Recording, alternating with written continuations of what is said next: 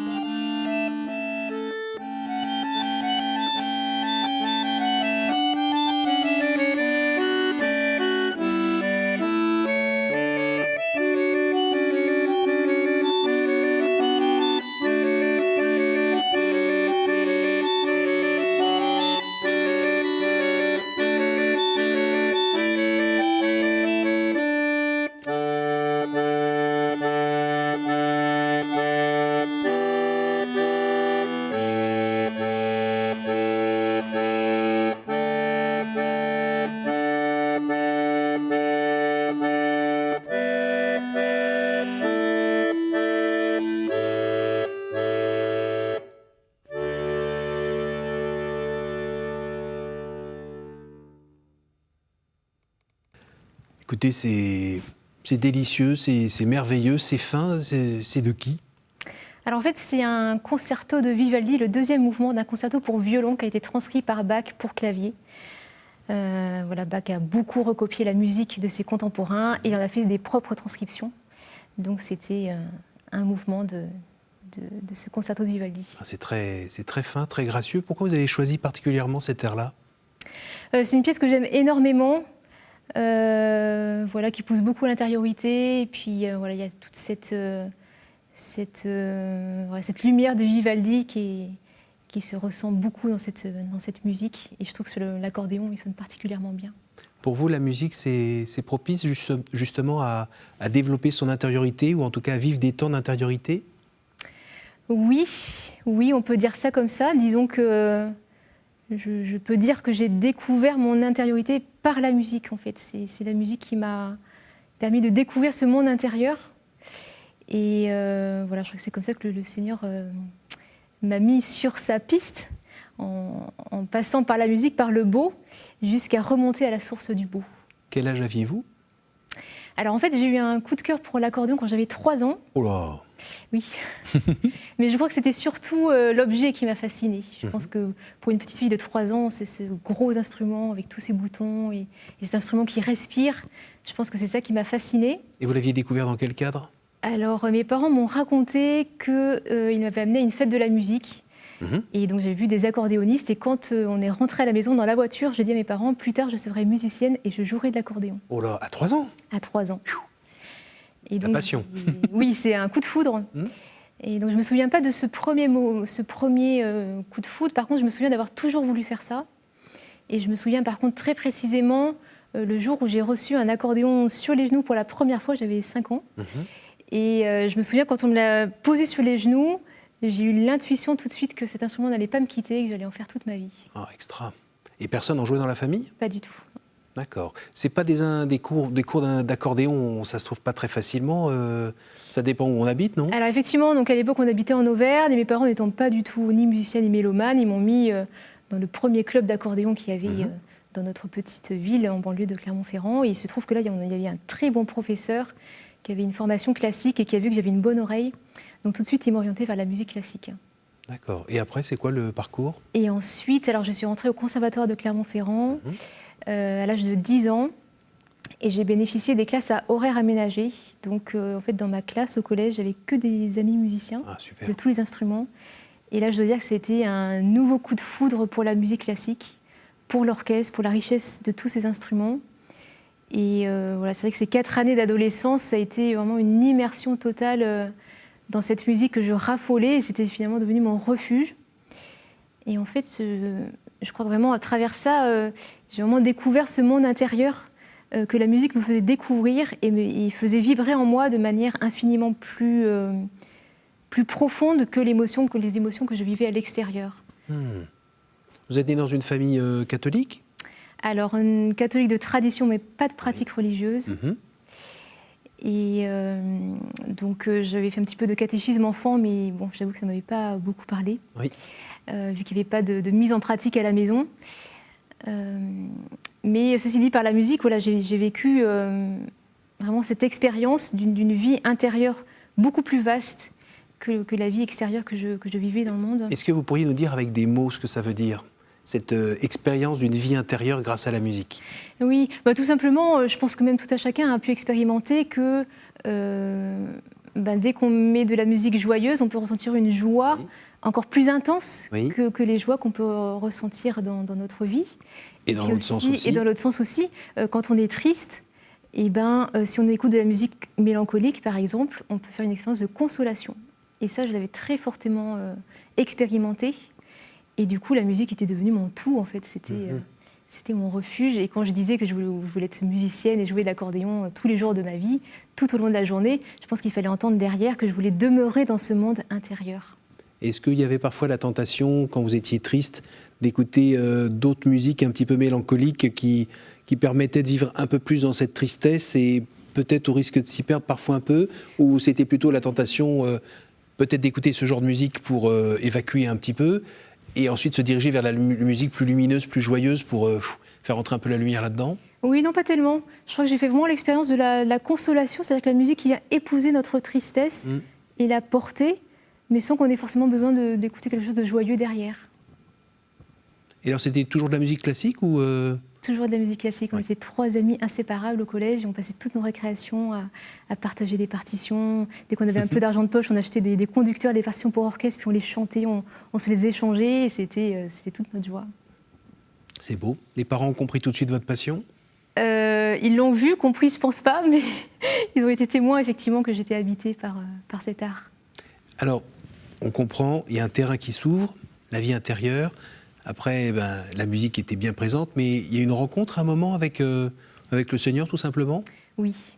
Alors, je crois que c'était un petit peu au sommet de cette expérience-là. J'avais 13 ans et j'ai fait une rencontre avec le Seigneur absolument fulgurante qui m'a bouleversée. Et en fait, c'était au cours d'un concert. En fait, un musicien et un accordéoniste est venu jouer à la fin d'un stage, donc c'était un petit peu anodin. Moi, j'étais... à la fin d'un stage, on se réunit tous et en fait, cette personne a commencé à jouer et donc certes, il a excessivement bien joué, mes oreilles extérieures étaient il était vraiment charmé par ce qu'il a joué. Mais à l'intérieur, j'entendais une toute autre musique infiniment plus belle. Donc, qui était reliée avec ce que j'entendais extérieurement, mais comme si la musique était diffractée de manière infiniment plus belle.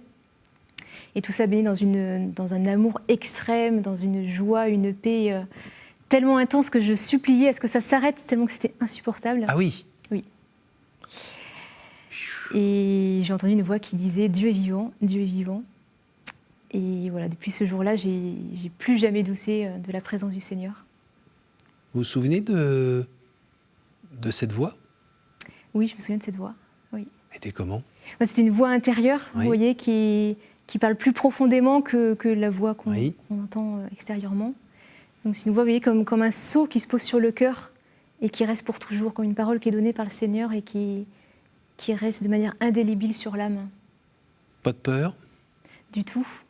Vous n'êtes pas dit, tiens, je commence à avoir de fils qui se touchent, il faut que je me couche, je suis fatiguée? Pas du tout. Par contre, à la fin du concert, en regardant à droite, à gauche, je me suis rendu compte que j'étais la seule dans cet état, parce que je pleurais, je ne pouvais pas m'empêcher de déverser toutes les larmes de mon corps. Des larmes de joie? Des larmes de joie. Et j'ai compris, en fait, autour de moi, que c'était une expérience que moi seule avais vécue, que c'était quelque chose pour moi. Et vous n'aviez jamais entendu parler de ça, de ce genre d'expérience? Du tout. Et justement, du coup, c'est resté mon secret pendant très longtemps, parce que je n'avais pas de mots à mettre sur ce que j'avais expérimenté. Donc, n'ayant pas de mots, je ne voyais pas ni comment en parler, ni à qui en parler. Donc, c'est resté mon secret pendant plusieurs années. Du genre 5 ans, 10 ans? Presque 10 ans. Disons qu'il a fallu presque une dizaine d'années avant que je chemine et que je fasse vraiment le chemin de rencontrer celui que j'avais... de venir en fait à la rencontre de celui qui s'était manifesté. Et donc c'est à l'âge d'une vingtaine d'années que j'ai demandé la confirmation à l'Église catholique. C'était le dernier sacrement d'initiation chrétienne que je n'avais pas reçu.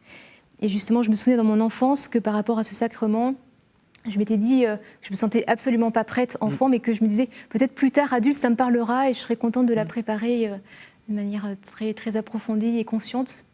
Et c'est effectivement ce que j'ai fait quelques années plus tard. Alors pour rappel, la confirmation, c'est en gros reprendre ce que les parents ont fait pour nous avec le baptême, quand on a été comme ça, de dire oui, je le reprends à mon compte en fait. Voilà, et puis surtout la plénitude du baptême et la venue de l'Esprit Saint en plénitude, accompagnée de la mission que l'Esprit Saint nous donne pour vivre pleinement notre vie chrétienne. Quand vous regardez, un petit coup d'œil dans le rétroviseur, ces 10 années, enfin presque 10 années, on va dire, entre 13 ans et la vingtaine, il s'est passé quoi sur le plan spirituel? Oui, alors, en fait, comme souvent, quand le Seigneur apporte sa grande lumière, derrière, il y a souvent des moments de difficulté et d'obscurité, ce qui était vraiment mon cas, parce que quelques mois après, on a déménagé à Paris pour mes études musicales. Et là, je me suis plongée finalement dans un monde musical où il y avait beaucoup de compétition. Et alors pour moi, c'était extrêmement troublant parce que la musique était toute ma vie ma passion. Je me suis retrouvée finalement une concurrente parmi d'autres. Et c'était extrêmement difficile à vivre.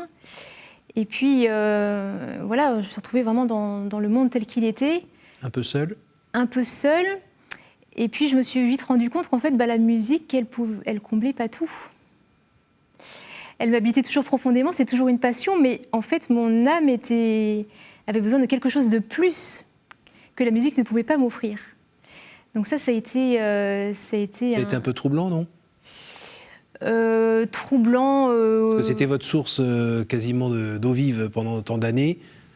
Tout d'un coup, se rendre compte que ça ne suffit pas, il y a quoi d'autre, non? Oui, c'est ça. Mais en même temps, c'était accompagné d'un tel changement de vie, si vous voulez, avec tellement de nouveaux repères que je ne me suis pas tellement... pas trop le temps. Voilà, posé plus de questions que ça. C'est juste au fil du temps où j'avais besoin de réponses sur un vide qui s'était creusé en fait en moi. Et alors, comment il s'est rempli ce vide? Et bien justement, donc en préparant ma confirmation, on a été préparé par un prêtre formidable, c'est un tout jeune prêtre qui a pris les choses très au sérieux et on a eu une formation où il nous a redonné le catéchisme, l'histoire du salut en profondeur. Et là, vraiment, je suis tombée amoureuse du salut. Et je sentais en moi un désir de me donner totalement à celui qui s'était donné totalement. Et donc, ne connaissant pas ce que était la vie consacrée, je me suis un peu demandé ce qui m'arrivait. Comment on vit pardon de vous couper, comment on vit cet élan inconnu, puissant. Comment on gère ça dans le monde dans lequel nous vivons? C'était un peu inexprimable parce que je ne savais pas du tout ce qui m'arrivait. Je ne savais pas ce que c'était cette volonté de se donner totalement. Puis après, je me disais, mais peut-être que les prêtres, les religieux, c'est peut-être ça qu'ils ont ressenti pour se donner. Et puis je me disais, mais moi, je n'ai pas du tout prévu d'être religieuse, je vais être musicienne. Et puis surtout, je me disais, mais même à ma famille, comment je vais leur annoncer? Enfin, pour moi, ça ne collait pas du tout avec ce que j'avais imaginé de ma vie. Et en fait, ces moments de la confirmation, quand j'ai reçu le sacrement, que j'ai vraiment reçu une très grande paix et une force de répondre oui à cet appel, qui me paraissait une pure folie. Mais au fond de moi, j'étais accompagnée d'une grâce nouvelle pour l'audace de répondre oui à cet appel fou. Et sans la crainte de perdre toute cette partie musique? Du tout, j'étais prête à tout donner. C'est un super cadeau. C'est un grand cadeau. C'est une vocation. Voilà. Et ça, clair et net. Tout à fait. Et en fait, on voit que finalement, dans cet appel, il y a l'appel du Seigneur. Et puis dans la réponse, il y a aussi la force du Seigneur qui nous accompagne pour répondre. Pouvez-vous nous dire un mot sur l'ordre des Vierges consacrées? Alors c'est vrai que c'est souvent un ordre qui est mal connu. Et en fait, je pense pour en parler simplement, je crois que c'est bon de voir l'origine de cet ordre. En fait, c'est la première forme de vie consacrée féminine dans l'histoire de l'Église, avant que la vie monastique naisse. En fait, les femmes qui voulaient se donner au Seigneur recevaient le voile de leur évêque et rentraient dans leur famille et s'adonnaient au service des pauvres et de la prière. Parce qu'il n'y avait donc pas de possibilité ni de vivre seule, de manière érémitique, ni en communauté religieuse. Et en fait, au fur et à mesure que la vie monastique s'est développée, l'ordre s'est fait un petit peu oublier. Et le rituel a été remis en vigueur sous Vatican II il y a une 60aine d'années. L'Église ayant discerné que le Seigneur pouvait appeler pour des vies consacrées dans le monde. Et quoi, vous êtes 600 ou 900 en France, quelque chose comme ça? Voilà, 600 à peu près. Donc je crois que pour bien le comprendre, c'est important de voir vraiment l'origine de cette consécration, de cette présence de vie consacrée au cœur du monde, un petit peu cachée.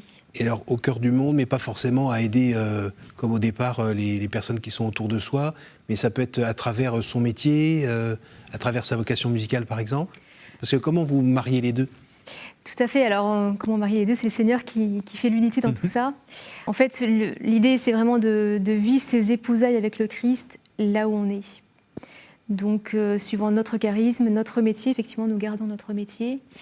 Et en fait, voilà, c'est de rayonner, de vivre cette consécration au cœur du monde là où on est, avec parfois des missions paroissiales et ou diocésaines, donc de service des frères. Donc en fait, ça dépend vraiment du charisme de Alors vous, par exemple, ça vous engage à quoi? Alors déjà vivre de la prière, c'est la première chose à faire pour alimenter notre vocation. Et puis donc effectivement par mon métier, par la manière dont je joue, par les personnes que je rencontre, il y a toujours possibilité de témoigner. Et puis j'ai aussi quelques missions paroissiales de catéchuménat, d'accompagnement des néophytes. Et vous trouvez le temps de faire ça? Parce qu'en général, quand on est concertiste, on bouge un petit peu. Voilà, les journées sont bien remplies. Ça vous fait beaucoup voyager? Oui, beaucoup de voyages, oui. En France, dans le monde? En France et un peu à l'étranger. Et puis il y a des histoires de disques à enregistrer par moment ou... Exactement, régulièrement des enregistrements. Là, il y en a eu 2 toutes seules et puis un à venir en duo. Est-ce qu'il y a des moments où votre vie... qui pourrait être très bien réglé, se dérègle un petit peu parce que décalage horaire, trop de fatigue, trop de projets, et qui fait qu'il y a un moment où vous rentrez un petit peu dans la zone rouge de trop de fatigue, et où c'est pas si facile que ça à vivre, tout ça en même temps, ça vous arrive? Oui, bien sûr. Bien sûr, effectivement, ça fait partie aussi de la souplesse à trouver dans la vie consacrée. Tout simplement par exemple par rapport à l'office qu'on reçoit à la consécration.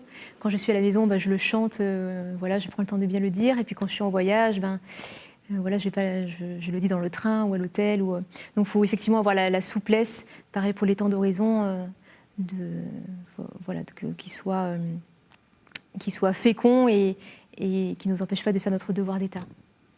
Cette rencontre qui vous a été offerte quand vous aviez 13 ans, ensuite, cette confirmation qui a on va dire, tout bien remis à sa place, concrétisé, avec cet Esprit Saint plus présent dans votre vie. Aujourd'hui, c'est un feu qu'il faut entretenir, qui est toujours là. Tout ce qui est de l'ordre du doute, ou de la sédie, ou de la fatigue de soi, tout ça, ça n'existe pas pour vous ? Si, bien sûr, on est confronté au quotidien comme tout le monde, avec, voilà, nos maux et penchants, notre péché qui est toujours là. Mais la grâce de Dieu agissante, voilà, malgré tout. Et effectivement, cette expérience de mes 13 ans, ça reste au fond de moi comme une lumière. Je crois que c'était vraiment ma boussole au tout début pour mon cheminement. Et aujourd'hui, c'est vrai que quand j'y repense, je m'émerveille de voir comment le Seigneur avait tout prévu depuis le début. Je suis persuadée que le Seigneur me voulait consacrer depuis toute éternité et que c'est tellement beau de voir ce chemin qu'il a permis et sur lequel je l'ai cherché et je continue de le chercher. L'esprit de compétition dont vous parlez, on peut parler d'esprit de compétition pendant les études, mais après, il y a aussi le fait d'être toujours plus performant, plus pointu, maîtriser toujours mieux son art.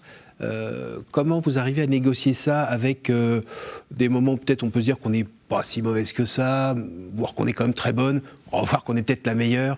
Comment vous vivez justement cet équilibre, comment vous le trouvez entre la vérité et puis cette petite voix qui parfois nous flatte un peu trop?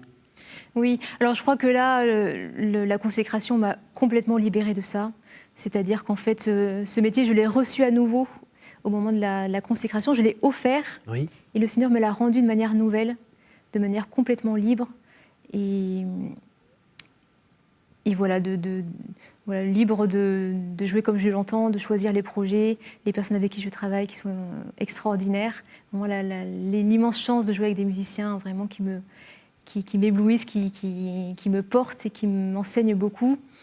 Et puis aussi ouverture à si un jour le Seigneur m'amène sur d'autres projets, d'autres manières de vivre ma consécration, d'être libre aussi de lâcher le métier.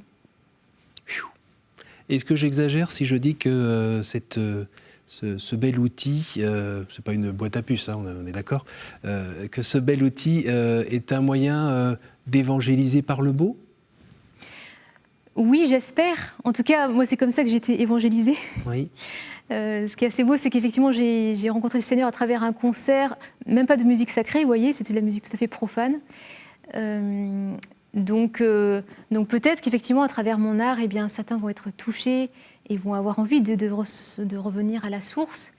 Et en tout cas, c'est aussi un art qui me porte et dans lequel je m'épanouis comme au premier jour. Et vous cherchez à apporter quelque chose aux gens qui vous écoutent ou ça arrive vraiment après ? En fait, j'y pense pas. Oui. En premier, vous parlez avec lui ? Tout à fait. En fait, on sait que quand on joue tel qu'on est, en fait. Donc si ma vie est consacrée à Dieu, j'imagine que Dieu est présent dans la musique que j'offre, sans y penser consciemment. On arrive au moment des cartes, avec des questions très très compliquées. Est-ce que vous pourriez me dire un chiffre entre 1 et 10, s'il vous plaît ? 7. Vous êtes sûr ? Si vous pouviez revenir en arrière et changer quelque chose dans votre vie, que feriez-vous ? Rien. Une autre ? 3. Quelle image vous faites-vous du paradis ? Je l'ai un peu vécu à 13 ans. Et je sais que... Je crois que c'est la petite Thérèse qui le dit dans ses écrits, qu'il faudra que notre cœur soit transformé pour supporter cet amour fou de Dieu. Et ça, je l'ai expérimenté. Quand je suppliais à ce que ça s'arrête, parce que c'était insupportable pour mon pauvre petit cœur. Donc l'image, c'est de voir mon époux face à face. Une dernière ? Quelle est votre prière préférée ? L'oraison. Pouvez-vous nous en dire un mot ? Oui. C'est ce temps de cœur à cœur avec le Seigneur. Et ça, c'est vrai que c'était un point dans le discernement de la vie consacrée, où je disais au Seigneur, voilà, tu m'appelles où tu veux, mais pour moi, c'est important d'avoir 2 grands temps d'oraison, 1 heure le matin, 1 heure le soir. Ça, c'est absolument fondamental. Et c'est ce temps de cœur à cœur avec l'époux, sans parole. Parce que les mots ne suffisent pas pour dire tout l'amour de l'époux pour l'épouse et l'épouse pour l'époux. Et voilà, ce sont pour moi mes trésors de la journée, après la messe bien sûr, mais voilà, ce sont les moments les plus privilégiés de ma journée dans lesquels je grandis et je me donne pour l'époux et pour le monde et pour l'Église. Merci beaucoup Élodie Soulard. Merci beaucoup de nous avoir accordé de votre temps, de nous avoir joué un petit peu de votre instrument, de votre bel instrument. Merci, bonne poursuite. Merci à vous tous pour votre fidélité. N'hésitez pas à retrouver cette émission sur notre site www.ktotv.com. Et j'en profite pour saluer les personnes qui nous écoutent en podcast. À la semaine prochaine.